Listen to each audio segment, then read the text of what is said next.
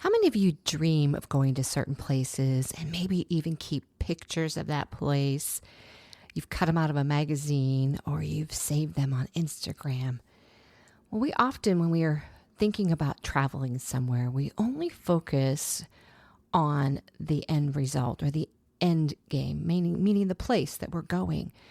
We picture this beautiful place, this wonderful experience with all these just excitement about going.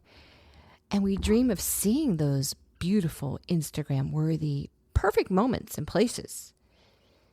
But there is an unglamorous side to travel that no one really talks about. And so there are 5 that I have run across that are, I would consider sort of the ugly truths about traveling solo that no one wants to talk about. Welcome to Solo Travel Adventures. I'm Cheryl Esch, your host and solo travel advocate for women. We all dream of those beautiful places. I'm with you on that. I keep a list. I keep a spreadsheet actually of just various places that I've come across through other travel influencers and content creators out there that just places, some of the places I hadn't even thought about going.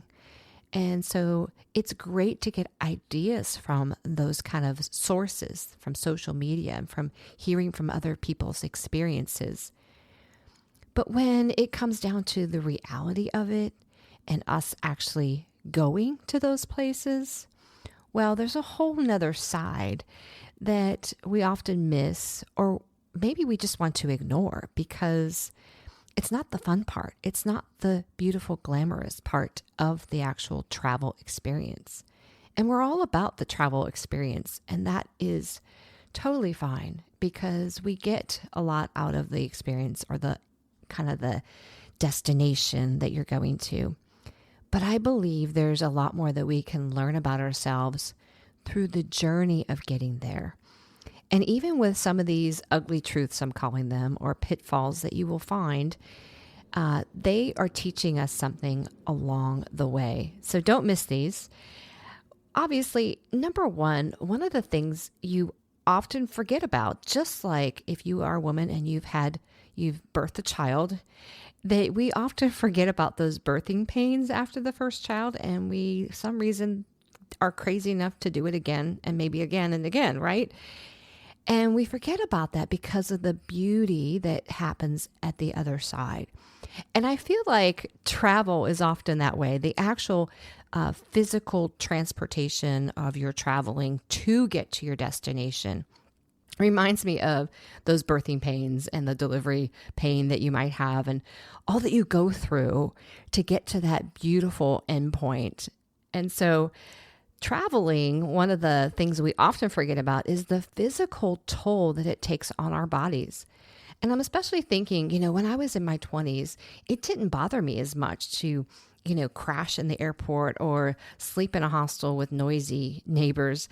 And now as I am in my 50s, the physical toll on my body with traveling in general really wreaks havoc, I guess, just on my whole well-being. It messes up, hate to be blunt here, but it messes up my bowel movements. I'm sure it does for you too. It messes up my sleep, right? We have jet lag that we're probably dealing with depending on time zone changes that we're, dealing with. But long flights in general, again, depending where you're going, they just can be fatiguing. You're in cramped seats. You're dealing with various passengers beside you that may or may not be, just thoughtful or respectful. I just think of my last flight just a week or so ago where the kid would not stop kicking the back of my seat. So you got to deal with those kind of things. And then you're just tired and fatigued and you're probably hungry as well. So therefore, when you're hungry, you have less patience. And so the physical toll can really kind of wreak havoc on you. And even the timing of your flights may not be optimal. For example, maybe you're not a morning person like myself, but the only flight you can get is this 5:30 a.m. flight. and you get up anyways, right? Because I don't know, I'll do that for travel. I won't do that for work. So the timing of flights, or maybe there's delays and unexpected cancellations of flights. That is always bound to happen. And so that can put a little damper on your travels. It can extend that quote unquote travel day for you, which again, kind of adds more to that body fatigue that you might have to be dealing with. Long lines at the airport. Now, if you're driving, you're probably sitting for long stretches at a time to get to your destination.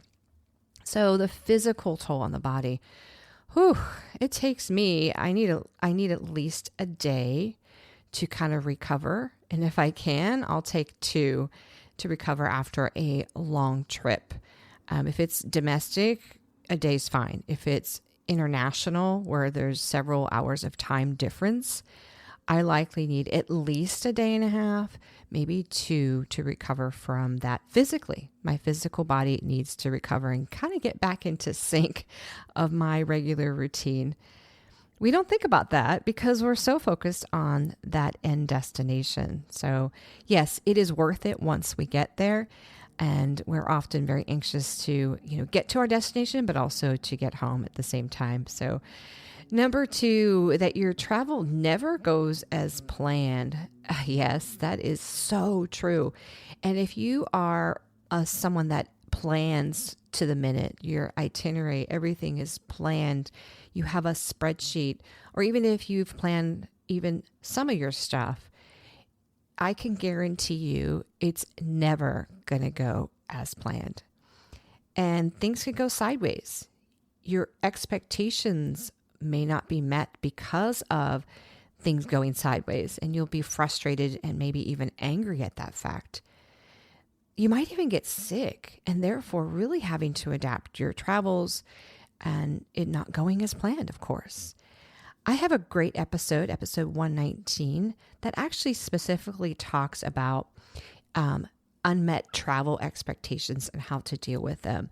So if you want to go back and listen to that, I dive deep into, how to address these unexpected, plans and your idea of a trip not being met and how to deal with that disappointment. So go back and listen to that. It was actually a really good one, and it will help you get through this point number 2, that your travel will never go as planned. It'll mentally prepare you for that. All right. Number 3, as a solo traveler, you can get lonely. It is true. And have I experienced loneliness when traveling? Sure. I don't necessarily let myself wallow in it, but there are times when you will feel lonely. And there is something to be said that you can cherish a moment when you share it with somebody, and you can share that experience and create a memory with them.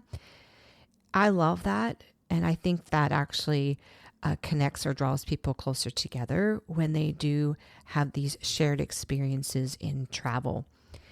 But it's not always possible, and there are some perks to traveling solo. But one of the downfalls and the ugly truths about solo travel, we make it think it's so wonderful. We have all this freedom. We can do whatever we want. I can go when I want. I can sleep in, and I can make my own plans. But the reality is there's going to be moments when you are lonely. And it could be because it's nightfall and maybe you don't feel safe going out by yourself at night. That is often the case that I hear. Or you don't feel comfortable going out to eat by yourself. So then you just kind of feel lonely in the process.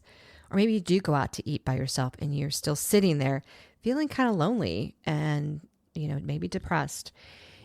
I would make sure from a mental standpoint, if you are traveling solo, that you prepare for those moments and ask yourself, what would I do to combat that loneliness?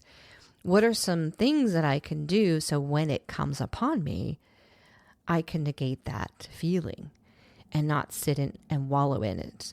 One thing I do is I love to journal and I love to read. So when it comes to, maybe I'm at a place and I find myself alone in my whatever my hotel room or my accommodations that I've chosen and have nothing to do, that I will sit and write in my journal, or I'll do catch up on some reading. And sometimes I also just listen to music and just kind of settle into that quiet time. And so that helps me kind of not sit in the loneliness or be sad that I didn't have somebody to share this with. But number 4, believe it or not, when you travel, whether you travel solo, especially when you travel solo, you will run across what's called decision fatigue. And that is a true thing, especially if you are traveling for an extended period of time where you have to constantly be making decisions. Decisions like where to eat, what to see, how to get from point A to point B. That's a huge one.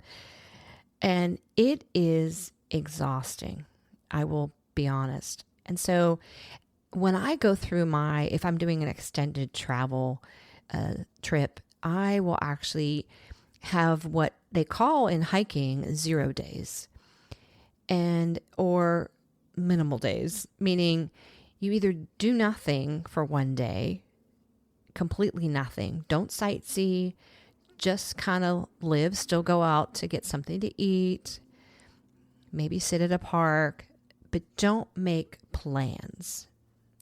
You can also just kind of minimize what you do.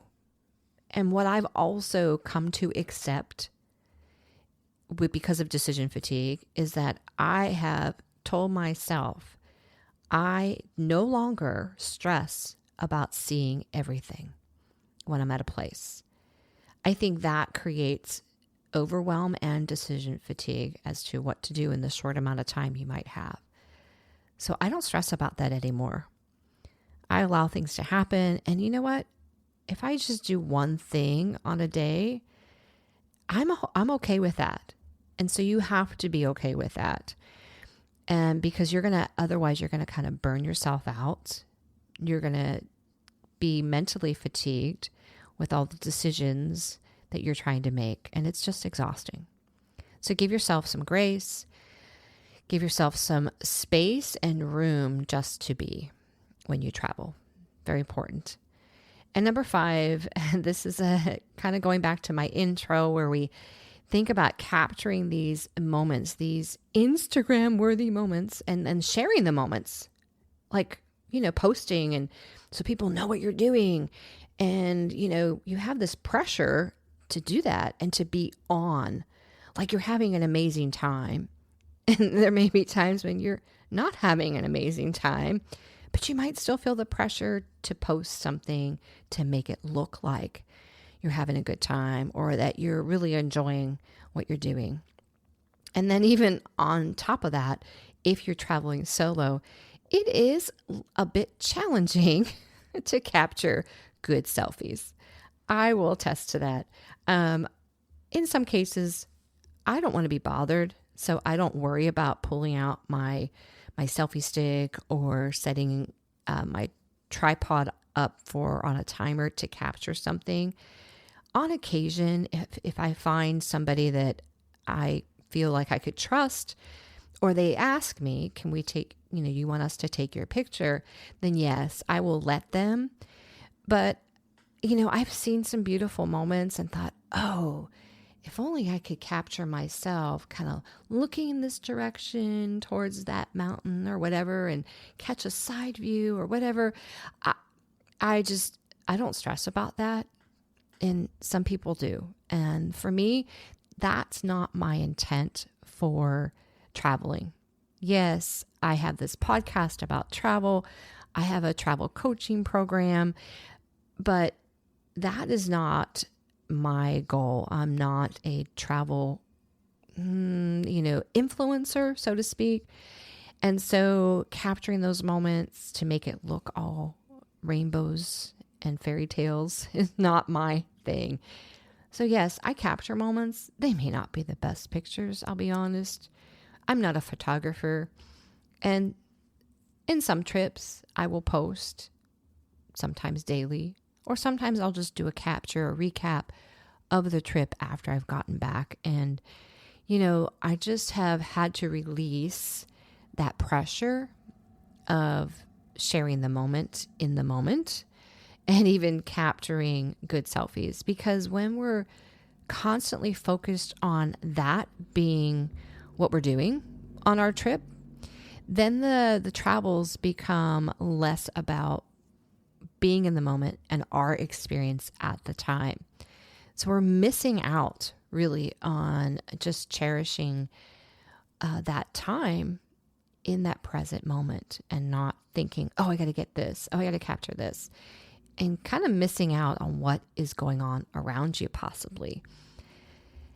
So do you still want to travel after hearing all these ugly truths or unglamorous things about traveling, especially solo? Well, sure we do. Like I said in the beginning, I equate it to childbirth. We all still want to do it despite, coming across, maybe you've traveled and you agree with these, but maybe you haven't done any solo travel. And I don't want this to scare you, but I want this to inform you that yes, the destination and us getting there is beautiful, but don't miss the moments of your journey to get there. Don't be so focused or allowing maybe that physical fatigue to make you miss moments. Just know this is what's happening. This is to be expected, right? So we're not caught off guard in those moments. But enjoy the moment is really what I'm getting at when you travel, despite maybe coming across, frustrating long lines or whatever it is, or maybe just the crowds of people that's kind of rubbing you the wrong way. I think travel teaches us many things about how we respond to these types of situations. Are we letting it get us stressed out and overwhelmed? Or are we letting it roll off our backs and really just being open to what is going on around us, being gracious, and I think just being grateful that you can be on your trip in the first place would be a great place to start.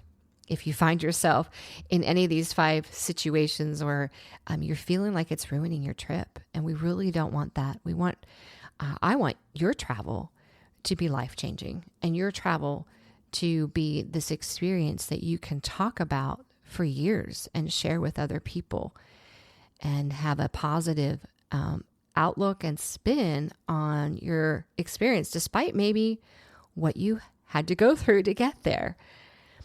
Well, sister travelers, I hope this episode really kind of sheds light on the truth of maybe solo travel, but also encourages you to get out there and do have these experiences. And keep dreaming, ladies. Keep dreaming about that place. Just don't over fantasize about it, I would say, because often we get a little disappointed when we get there. And one of my examples I think of right now, just thought of, was when I was in Peru. I was encouraged to do Rainbow Mountain. And we did Rainbow Mountain. And you see all these pictures and you hear from other people just how beautiful it was and exciting and all the hike, And when we got there, the hike was very difficult, by the way.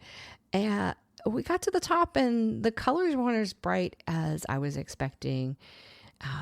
And so I later found out that often, this was before I think AI was really big, by the way, that some of the pictures that I was seeing on the internet had been photoshopped to be a little brighter, to kind of heighten the colors. They do something to the picture. So yes, things can be disappointing, but they also can be, I have some, despite the view not being exactly what I thought it was going to be at Rainbow Mountain, the journey up the mountain and the journey down, and even some things in between, my son and I actually laugh about those moments more so than the view we saw at the top. So again, don't miss the journey to your destination.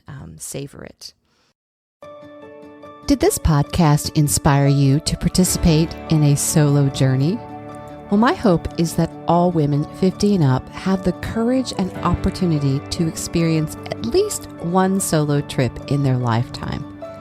But maybe you're feeling stuck about trying it solo. With my one-on-one travel coaching program, I can help you have a transformative trip, especially for those who are needing healing. Go to my website, CherylBeckEsch.com, and check out the program. Travel is a wonderful vehicle to heal.